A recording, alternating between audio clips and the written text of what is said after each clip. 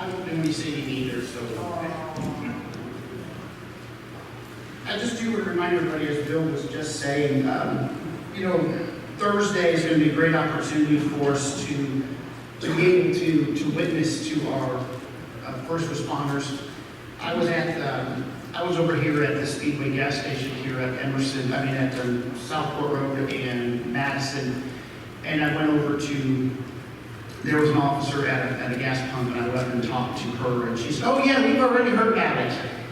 So that is a good thing. I'd like for you to take your Bibles, please, and turn with me all the way. Go back to the New Testament to 2 Timothy chapter 3, if you would, please. I want you to see here as Paul writes. Now, remember, Paul. It's very important that as you read your Bible, as we look at the scriptures, that we put it into context of what is being said. It's very, very dangerous to take scripture sometimes and use it the way some people do. So what I want us to do here this morning is I want to give us we're going to get a little bit of a background of what's happening so that we can then put it into context as we take it, hopefully, to apply it to our lives, okay? So in 2 Timothy chapter 3, verse 3, I want to read this to you. And I'm going to read to you two different versions. I'm going to read to you first the New King James Version, and I'm going to read to you the King James Version. Listen to what they say. It says, unloving, unforgiving, slanderers, without self-control, brutal, despisers of good. That was the New King James, and the King James says this, without natural affection, truce breakers, false accusers, incontent, fierce, despisers of those that are good. And what I want you to do is, I'm going to use the phrase that is used in the King James here this morning with you, without natural affection. Okay? Without natural affection. Now, I told you I want to share with you, it's important that we understand when the scriptures, as we read them, that we understand what they're truly all about. Paul is writing here his second letter to Timothy, who is a young pastor. How many of you have been ever young at your job? Right? Okay, every one of us at one point in your life. Because not one of us was born an adult, right? Not one of us was born with the experience that you might have in life. So when you go through life, you have to learn things, you have to be encouraged, you have to be reminded of various things and how to live and how to serve. And so Paul is writing this letter to Timothy. He's writing this second letter to him actually here to remind him of just the whole idea of what the church is about. In fact, here in chapter 3, he's talking about and wanting you and I to understand something about perilous times. Would you agree that we've got some perilous times out there?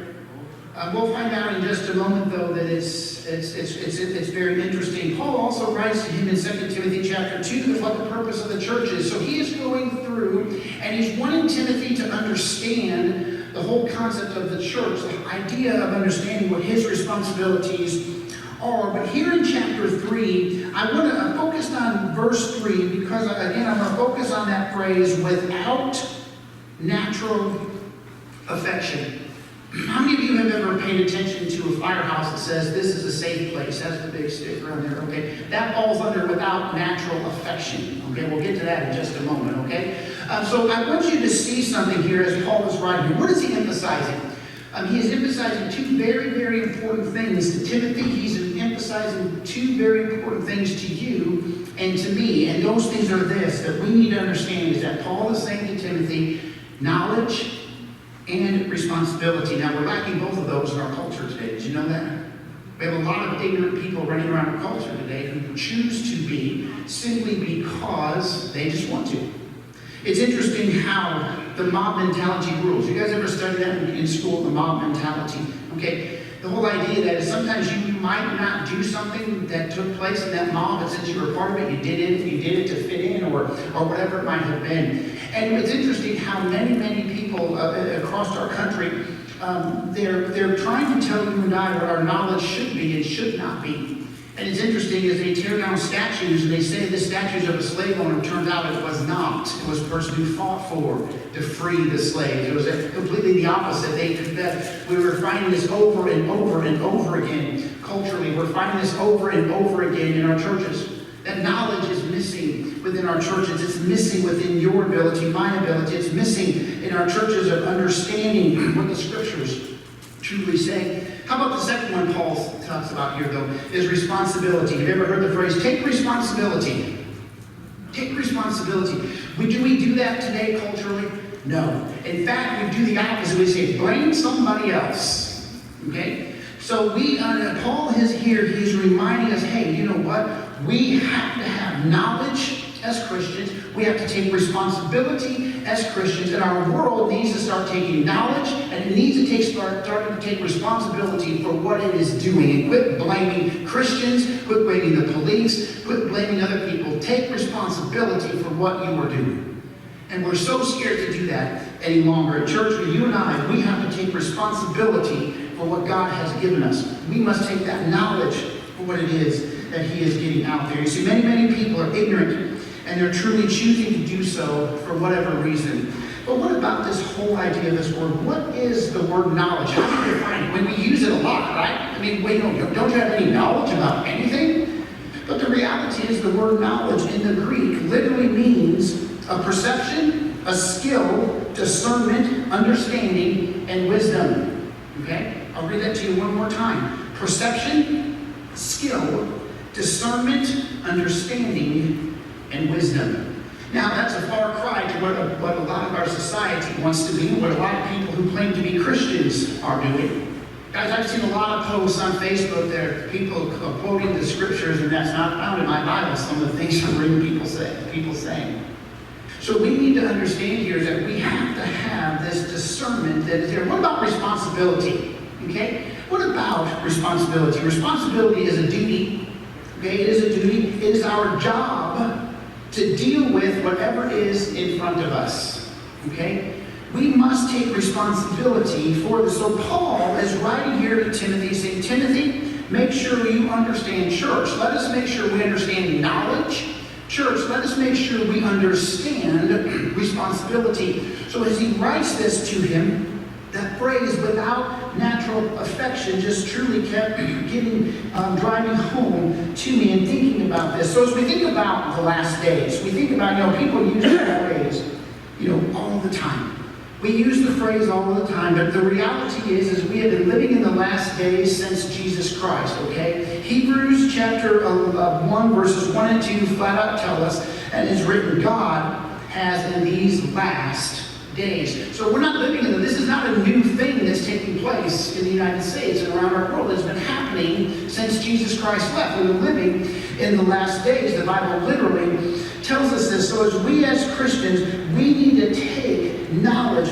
We need to respond to when things are thrown at us in a way of knowledge of knowing the scriptures, understanding what they are about, and then taking responsibility for the Christian. Don't you ever apologize for being a Christian. Ever. I heard it the other day on the radio. I'd heard of this person before, and I'd never actually listened to this person before, but his name, the name of the thing was Mad Dog Sports. Some of you might have heard that before. I've heard it, but I've never actually listened to it before. And he was on and he was talking, and what he said was this, he said, I cannot apologize for what happened 200 years ago. Do you guys like this? Yes, we cannot either, okay? So quit trying to, all right? Quit trying to. All we can do is worry about the here and now. And we need to understand to take responsibility for the here and now, not for what happened 200 years ago or even 15 years ago, because we don't live there anymore, and we'll never live there again. Did things happen in the past that were ugly? Absolutely. Things happened in the past that were wrong? You better believe it. But we live in the here and now, and as Christians, we need to make sure we understand that we have knowledge of the scriptures, knowledge of how it can change our life, knowledge how it will change other people's lives, and making sure that we take that responsibility in our life seriously. We as Christians, we as a church, everything that we do, we have to make sure that we do so based upon the knowledge, based upon the skill, based upon the discernment, based upon the understanding, based upon the wisdom found in the Bible. Not what some man thinks it should be, but what is it that's found in the Bible. Woke up this morning, and I didn't necessarily hear of any more riots taking place across our country, but boy, a lot of people got shot. A lot of people got killed. A A lot of people then, and people are literally, we have just gone crazy. We see a culture out there that is rioting, that's killing, they're lying, they're cheating, it's filled with lawlessness. And guys, it's very interesting is that the mayor of New York City said those types of behaviors can continue, but other ones cannot. Okay? Guys, when a leader of our country of a city is perpetrating lawlessness, that city's in trouble.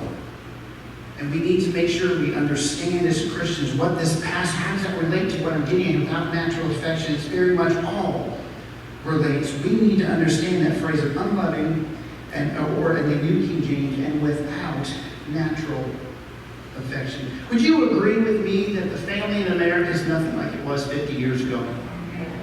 It's nothing like it was 50. Across cultural divides, it's nothing like it used to be here. Well, Paul writes some things here. He wants us to understand some things that we need to understand. How is it that we as Christians, we have this infiltration of ungodliness that is around us?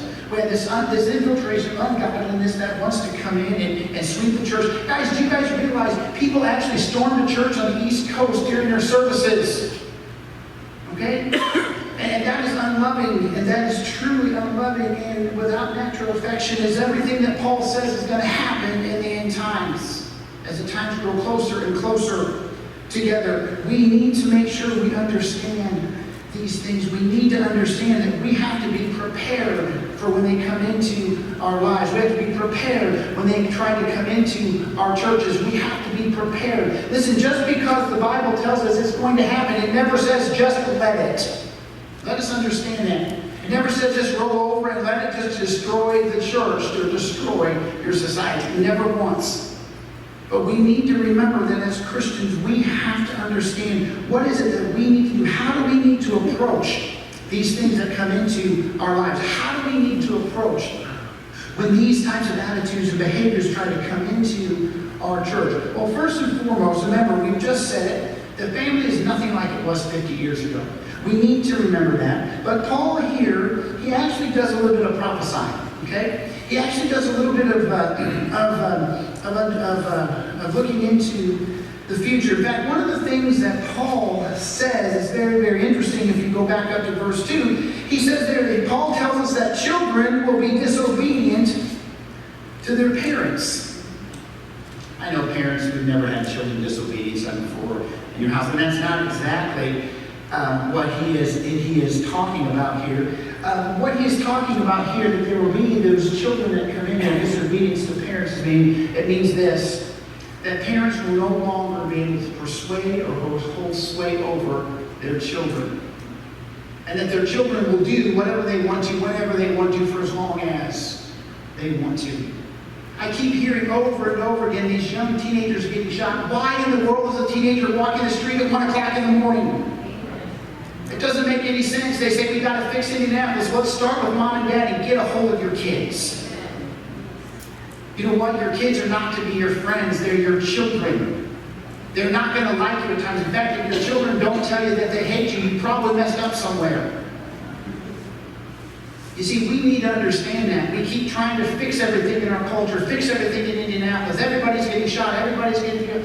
Guys, these are teenagers who need to be at home in bed sleeping at 1 o'clock in the morning. But nobody will say it. We got to blame somebody else for it. Mom and dad, get a hold of your parent kids. Get them in the home. You see, we need to remember that. But he's reminding us of this. So again, so what are you supposed to do? I can't control my kid. They can just go do whatever they want to. That's exactly what's happening in our culture. What did Paul say? Without what? Natural affection. This is exactly what Paul said this was always going to be. That they are going to be out there without natural affection, that are going to be running around doing these things. So what do we have to do here? First of all, this is not going to just carry over from kids. We're also going to see adults start having without natural affection in their life. Guys, when you put a sign up at a fire station that says this is a safe place because mom and dad don't want their kids anymore, that's without natural affection. That's what that means. I'm not putting down the fire department or the services for offering that opportunity. I'm talking about putting the parents saying, I don't love my child anymore. I don't have anything to do with my child anymore. They're not important to me anymore. And if a parent doesn't think their child, it affects their child, they're mistaken. You see, this is what he is talking about here. He wants us to understand something, both men and women. Guys, I watched a video the other day, a very short little video. I don't remember where it was. I think it was in a big city, but I don't remember where. And this young man was dancing on the street. Now, mind you, he should have been at home, but he wasn't. And he was dancing on the street, and this car pulls up to him, and literally this guy walked out and hit him across the back of the head and knocked him right down onto the concrete. Just a week or two ago, we had another person, a young teenager, early 20s, take a hit of an elderly woman doing the exact same thing. Guys, this is without natural affection for one another. You think the Bible prophesied this is going to take place? Yes. Remember, it doesn't say we're supposed to just sit back and say, well, there's nothing we can do about it. Nothing we can do about it. We'll just wring our hands and just let it go on. No, the Bible doesn't. In fact, the Bible forbids that. We need to truly remember that. But we can translate that phrase. In fact, if you want to write this down, without natural affection, write it down next to it, because it can be also translated this: without family affection. Without family affection. We got a big election coming up in just a few months, don't we? And all I keep hearing about is, boy, you know what, I'm going to do this and I'm going to do that. Not one person said, I'm going to do what I can to strengthen the family. In fact, guys, depending on who you vote for, we're going to do just the opposite. And that's going to destroy us. That's without natural affection. This is what Paul is talking about here to Timothy. This is what he's saying to you. This is what he's saying to me. Notice what happens when you and I, what happens if we don't have this natural, this family affection for one another. It means we're going to have a lack of feelings for one another. We're going to have a lack of natural tenderness and love for one another. I keep hearing people say over and over again, hey, we got to love. We got to love, love, love. Listen, don't buy into the idea that you can love anything and anybody you want to, because that is not true. Oh, we can love one another, but not the way our world's trying to tell us to. You see, and Paul is reminding us, he's saying, you know what? Make sure, Christians, make sure, church, that you truly love. This whole idea of not having natural affection, it's coming. But if we let it walk through the door of the church, we are at fault. And we cannot let that happen in our lives. We need to remember that. How do we know this is taking place? Guys, because we see it each and every day across our country. When moms and dads reject their children. When we've got the debate going on, and really a debate, listen, there should never be certain debates that should never take place in the church, and one of them is abortion. It's murder, and it's outlawed by God. There's nothing to debate. Absolutely nothing to debate. But yet we see each and every single day, we see people, mothers and fathers, allowing it to take place for babies to be born aborted by the thousands each and every day in our country. And listen, they're going to try even harder to push for your tax dollars and my tax dollars to go even further. Did you guys know that our tax dollars go around the world to create abortions around the world? You should not be okay with that. You see, we need to understand is that we are out there. We have dads completely abandoned in their families. This is unnatural. This is not how God intended for it to be. Christian, I would encourage you, love the people God has placed in your life. You know what? It's okay to embarrass your children every once in a while, because it means they know that you love them. You care about them. We need to remember that. And something else, I think of a couple of people in our church who do a phenomenal job with what I'm going to share with you right now. Make sure you take care of your parents even when they're older. The Bible never says you're supposed to stop loving your parents just because you get older. The Bible never tells us that we're supposed to put them off into a nursing home and forget that they were ever there. But yet if you go visit a nursing home, there's times they're going to say, I haven't seen my family in months or years. You see, we need to make sure that we don't abandon our families. Make sure that we don't let that happen. I saw actually this morning, it said that people are complaining that they need more money. They need more money and they need more money. Money's nice, isn't it? Let's go like this. Yes, it's nice. We all have to have it. If you don't say you have to have it, yes, you do. You have to have it to pay your bill. You have to have it to live. Absolutely, we do. But we don't have to have it where it comes to a point it becomes a God in our lives. and you look at our culture today, and you look at what's taking place today, Paul, he's reminding us. I want to back up for just a moment here, and I want to see something else that Paul wrote. Paul also said this. He said that they're unthankful. Do you have a bunch of unthankful people running around the world today? Like never before. Like never before. So unthankful. Does the Bible predict what's going to happen? Yes. You see, Paul is reminding this young pastor, this church, I want to remind all of us, these things are going to happen. But it starts with where you and I live in our lives, with teaching our kids, with teaching our grandkids, with teaching those who come into the door of the church. We need to make sure that we do so. There's so many people out there. It says there in verse 2 of 2 Timothy chapter 3, it says, men who will be lovers of themselves. Sound pretty familiar? Lovers of money. Well, that's all we talk about today. Got to have more and more and more. You have to pay me more unemployment than what I made in my real job. You have to. That's just the way it has to be. The people not understand is when you don't have money, you can't give money away.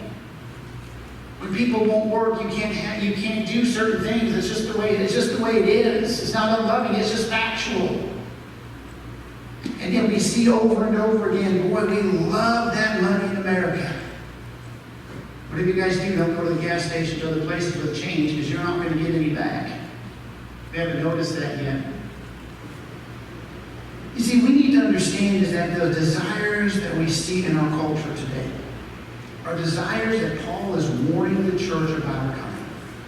He's warning them and he's reminding them to make sure that we are ready. What do we have in our culture today?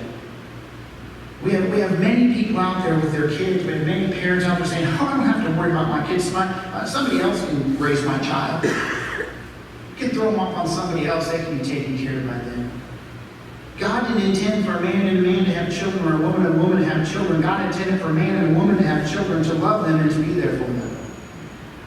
And we need to understand that as a culture. We wonder, and we completely keep destroying the very fabric of who we are.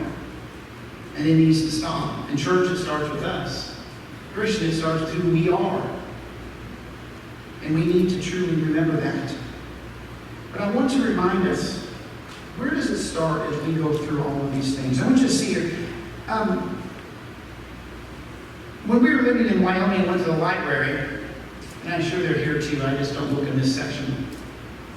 And in the children's section, it had on there, I have 2 mommies and I have 2 daddies books that the kids could take home and the kids could do whatever they needed to, or take those home to read.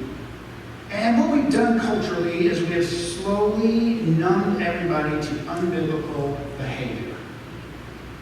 And you know what? It's carried over into the church. And how do we stop it, church? We have to. We have to. You see, Paul is writing here to Timothy. He's saying, listen, there's going to be those people out there. They are going to be without natural affection.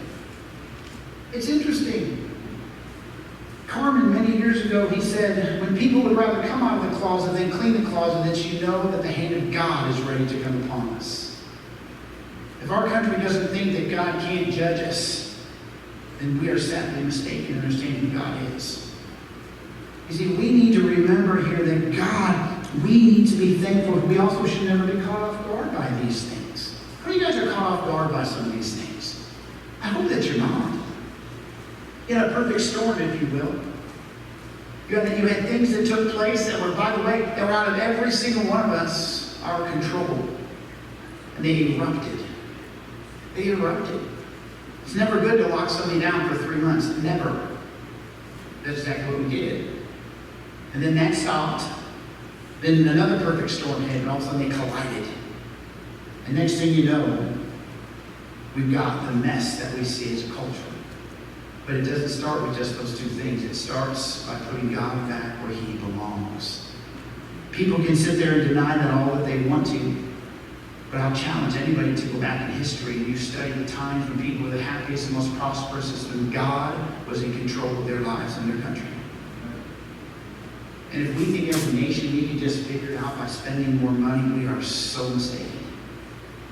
We are so mistaken. Instead, what are we trying to do? We're trying to do exactly what Paul said to Timothy. He said, without natural affection, not loving one another, caring for one another. It's interesting because I didn't raise my kids to look at somebody based upon their skin color. Hope you didn't raise your kids the same way, but yet the society will have us convinced that that's exactly what I did, and that's offensive. It's wrong. That's not how I raise my children. And we need to understand that we have a society today that we are without natural affection by choice. But where are you at this morning? Where are you at? You know, we can sit there and say, oh, we got to be nice to people. I agree, you got to be nice to people. But listen, being nice to someone doesn't mean you always agree with them. It doesn't. It doesn't mean you can't be friends either just because you don't agree with them. See, that's also where our society is programmed. This lie that if you can't agree with one another, you can't be friends, you can't do anything together. That is a lie. But you see, we need to understand that God wants us to trust Him. So what are we going to have to do? Moms, dads, grandparents? One of the things that we have to make sure we understand is that our kids know the truth. Okay, that our kids know the truth. Our society does not tell us the truth. I know that's a shocker to all of you, but it does not tell us the truth. It tells us its viewpoint and its side of what they think the truth is. Remember this. You can write this down if you want to. There is no truth without Jesus Christ. There is no truth without Jesus Christ. And we need to quit pretending that there is.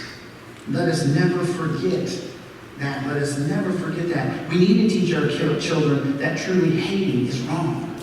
And there's a difference between hating and disliking and disagreeing. See, Paul is talking about this now. This is what's happening without natural affection. And as Christians, we can stop it. As Christians, we can say, you know what? We're not going to put up with that in our church, in our lives, and in our society. You don't stop violence in our city by making another law or another ordinance or even putting more police officers on the street. Oh, it'll help.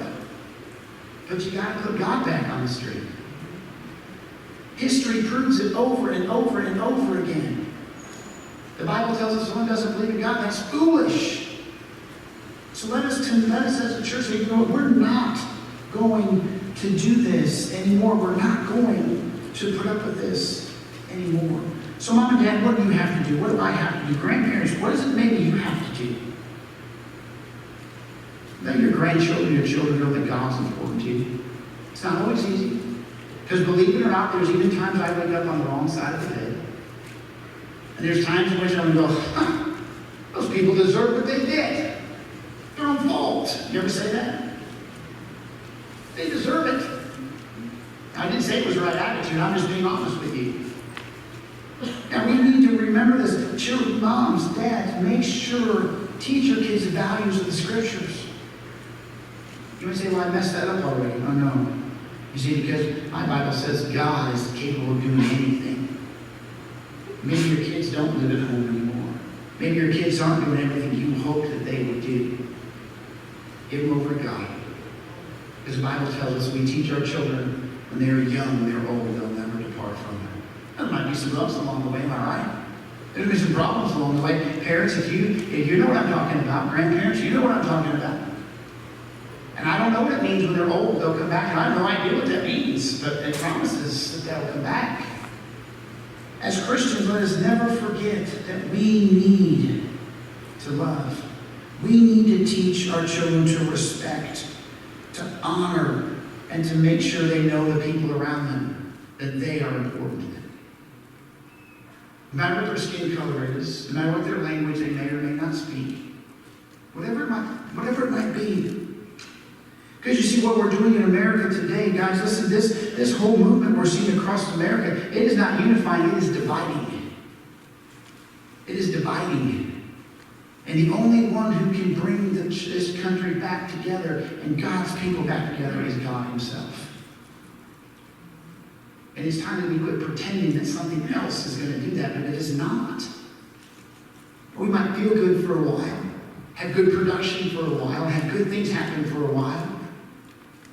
But the reality is that without God, there's nothing.